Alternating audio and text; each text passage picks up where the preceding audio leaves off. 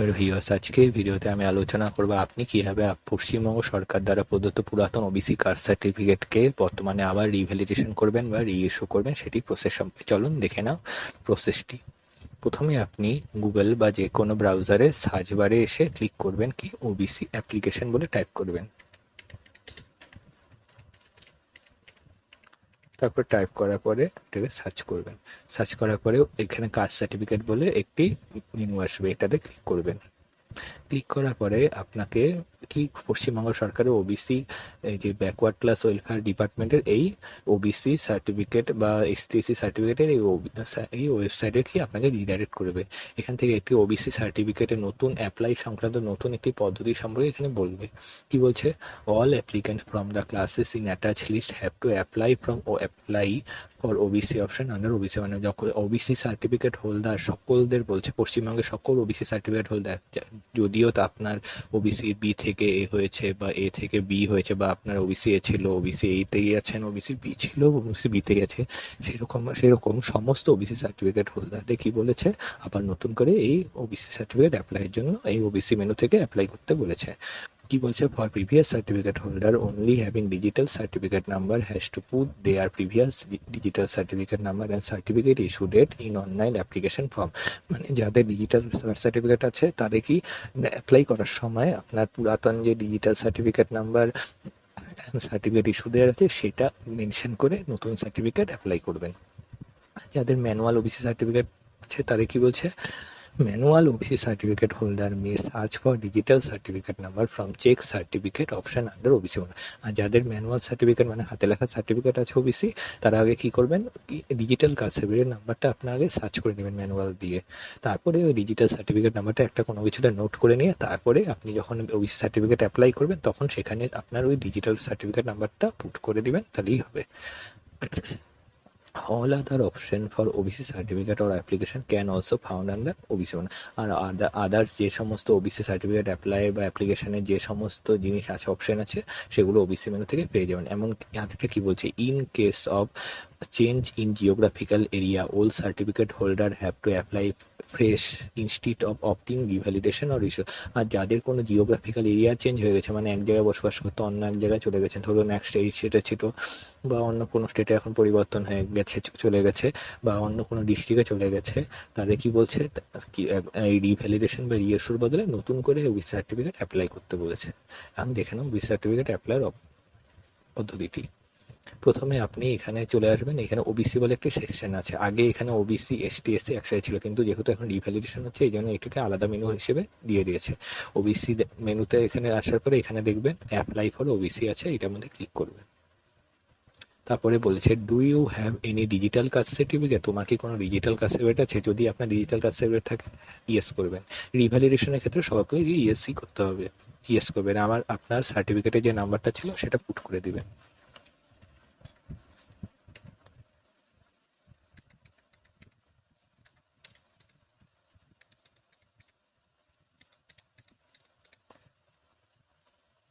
তারপরে এখানে certificate number লিখলেন, তারপরে এখানে ডেট অফ ইস্যু, মানে আপনার সার্টিফিকেটটা কবে ইস্যু হয়েছে ওইটা ডেটটা দিতে লাগবে।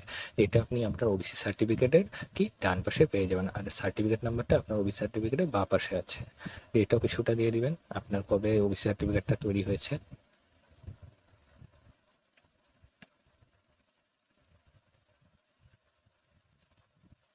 দেওয়ার পরে আপনি এখানে ভেরিফাই ক্লিক করবেন।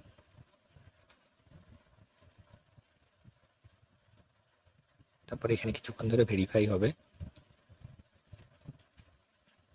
ভেরিফাই হওয়ার পরে আপনার ওবিসি সার্টিফিকেট যখন অ্যাপ্লাই করেছেন যা যা ডিটেলস ছিল সব অটোমেটিকই চলেছে, শুধু কয়েকটি জিনিস এখানে এক্সট্রা অ্যাড হয়েছে, ওগুলোকে আপনাকে নিজের থেকে পুট করতে হবে।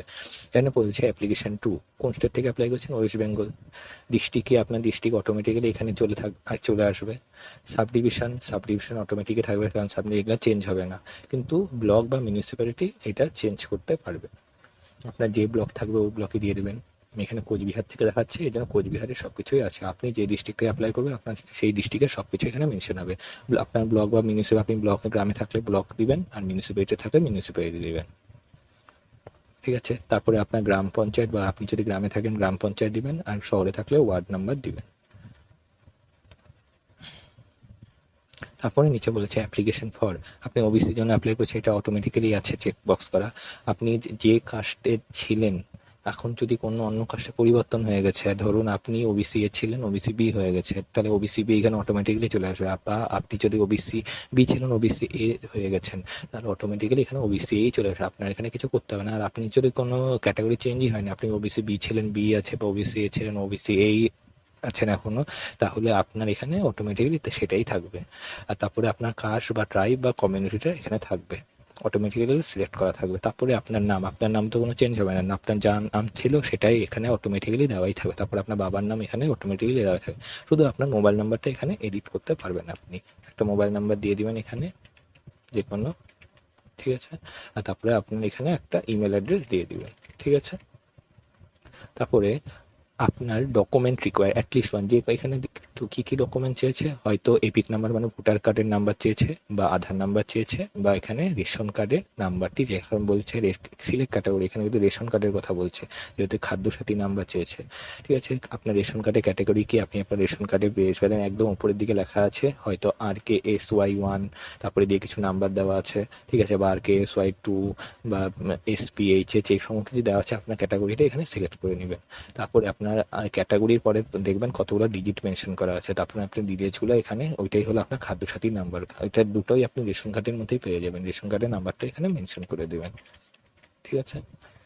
তারপরে আপনার ডেট অফ বার্থ এখানে প্লিজ পুট করে দিবেন, আপনার কি কোন ডেট অফ বার্থে জন্ম হয়েছে, ঠিক আছে।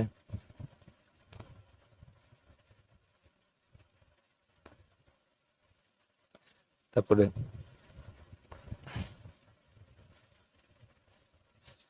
তারপরে আপনার এখানে প্রেজেন্ট অ্যাড্রেস, ঠিক আছে। প্রেজেন্ট অ্যাড্রেসের মধ্যে আপনার বর্তমান এখন ঠিকানা কি, ওয়েস্ট বেঙ্গল, এটা চেকবক্সে থাকে। আপনার ডিস্ট্রিক্ট এখন কি, আপনি ধরুন কোনো ডিস্ট্রিক্টে ছিলেন আগে, এখন ডিস্ট্রিক্ট চেঞ্জ হয়ে গেছে, আপনি ওখানে এটা করে দিতে পারবেন।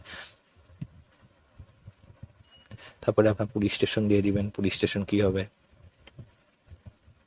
তারপরে আপনার গ্রাম পঞ্চায়েতের নাম দিয়ে দিবেন।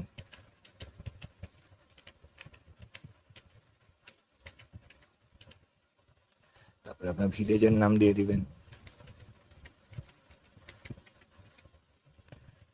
ঠিক আছে। তারপরে আপনার পোস্ট অফিসের নাম দিয়ে দিবেন। তারপরে আপনার আপনি আপনার পিনকোড মেনশন করে দিবেন 6 ডিজিটের। তারপরে এখানে 9 নাম্বার অপশনে কি বলছে, ন্যাশনালিটি, এটা অটোমেটিক সিলেক্ট থাকবে, আপনি ইন্ডিয়ান। আপনার রিলিজিয়ান, আপনি কোন ধর্মের। তারপরে আপনার জেন্ডার, আপনি কি পুরুষ নাকি মহিলা, বা ট্রান্সজেন্ডার নাকি আদার কোনো জেন্ডারে বিলং করেন, ওটা দিয়ে দিবেন। তারপরে আপনার ইনকাম সার্টিফিকেট, ইনকাম সার্টিফিকেট তো আপনার নিজের লাগবে না, এখানে ইনকাম সার্টিফিকেট কি দিবেন, আপনার বাবার দিবেন ইনকাম সার্টিফিকেট, ঠিক আছে। এখানে আপনার যদি ইনকাম সার্টিফিকেট নিয়ে যায়, আপনার অ্যাপ্লিকেশনটা রিজেক্ট হয়ে যেতে পারে, সব থেকে ভালো, কারণ আপনি তো ইনকাম করেন, আপনার বাবা বা মা ইনকাম করে। যদি বাবা গত হয়ে থাকে তাহলে মার ইনকাম সার্টিফিকেটে দিয়ে দিবেন, ঠিক আছে। আর বাবা যদি থেকে থাকে তাহলে বাবার ইনকাম সার্টিফিকেটটা এখানে আপলোড করে দেবেন। এই ইনকাম সার্টিফিকেট কিন্তু অবশ্যই ডিজিটাল হওয়া দরকার, এটা বিডিওর ইনকাম সার্টিফিকেট এখানে আপলোড করতে হবে। বিডিও থেকে কি আপনি এটাকে আগে অ্যাপ্লাই করবেন, অ্যাপ্লাই করার পরে আপনি যখন অ্যাপ্রুভ হয়ে যাবে, তারপরে সেটাকে ডাউনলোড করে নেবেন, তারপরে এখানে এসে এটাকে আপলোড করে দিবেন।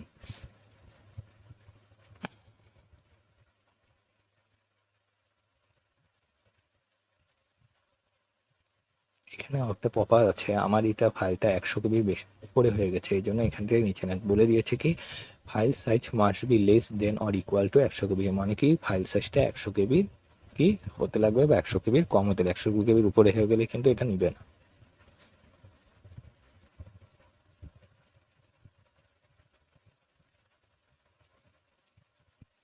ঠিক আছে, এখন নিয়ে নিচ্ছে। অ্যাপ্লিক্যান্ট ফটোগ্রাফ দিয়ে দিবেন, আপনার ফটো, এটা কিন্তু আপনার ফটো দিতে হবে।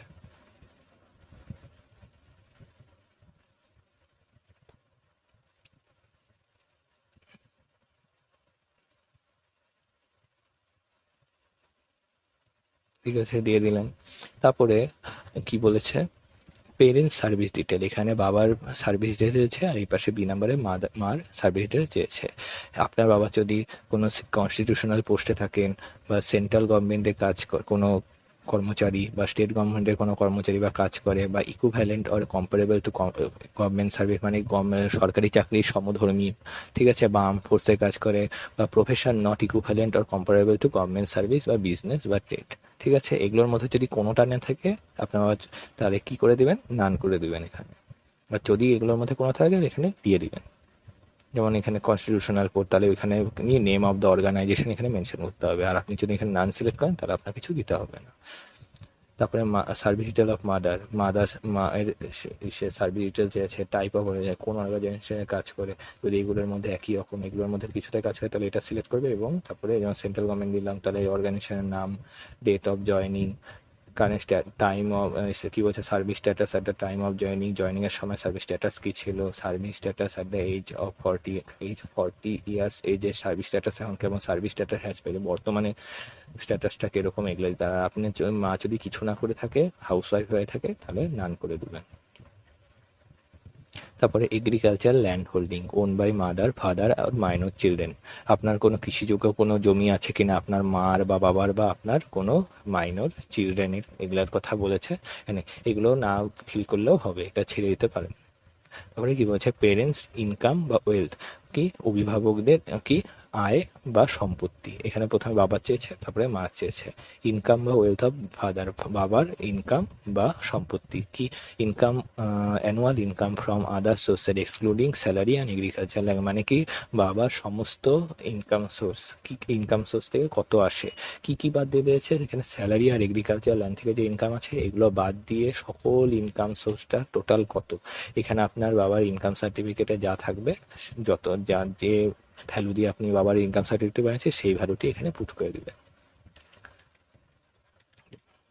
যেমন আমি ইনকাম সার্টিফিকেটে 96,000 দিয়েছিলাম, এখানে 96,000 মেনশন করে দিয়েছি।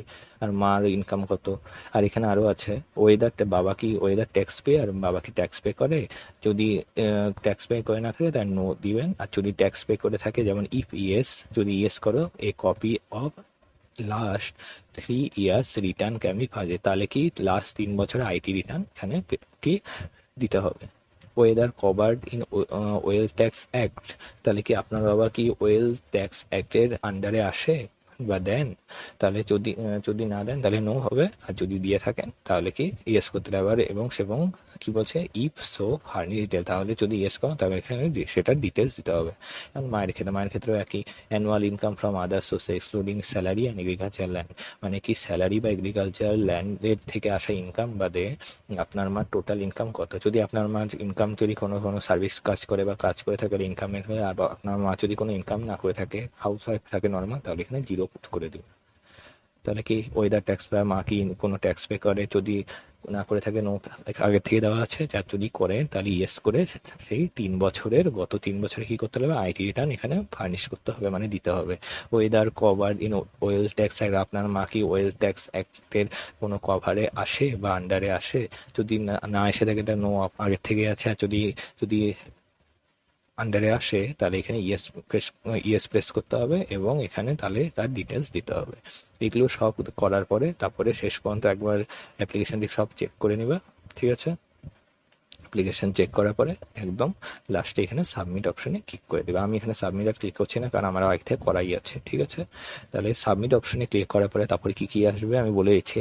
একটা আপনার যে এই অ্যাপ্লিকেশান ফর্মটা করলেন, এটা অ্যাপ্লিকেশান ফর্মে একটা প্রিন্ট আউট আসবে, ওটাকে আপনি প্রিন্ট করে নেবেন। তারপরে আসবে হলো এই সার্ভিস ডিটেলস যেগুলো দিয়েছেন, এই সার্ভিস ডিটেলে একটা ফর্ম আসবে, ওইখানেও আপনি এটা একটা প্রিন্ট করে নেবেন। আর আপনার একটা অ্যাকনোলেজমেন্ট স্লিপ আসবে, তাহলে কি 3টা আসবে। একটা হলো এই অ্যাপ্লিকেশন ফর্মটার একটা প্রিন্ট, আরেকটা আসবে হলো এই সার্ভিস ডিটেলস প্রিন্ট, মানে কি এই অ্যাপ্লিকেশন ফর্মে যে সার্ভিস ডিটেলস এতটুকু আছে এটার একটা প্রিন্ট আসবে, ওইটাকে প্রিন্ট করে নেবেন। আর একটা আসবে কি লাস্টে অ্যাকনোলেজমেন্ট। টোটাল এই 3টাকে প্রিন্ট করে রেখে দেবেন। প্রিন্ট করে রাখার পরে তারপরে আপনি আপনার নিকটবর্তী এসডিও বা বিডিও অফিসে গিয়ে প্রয়োজনীয় নথি সহ সেগুলোকে জমা করে দিবেন, ঠিক আছে। আমি এর পরবর্তী ভিডিওতে বিডিও বা এসডিও অফিসে কী কী নথি এর সাথে নিয়ে নিতে হবে আমি সেটা নিয়ে আলোচনা করে দিব, ঠিক আছে। Thank you.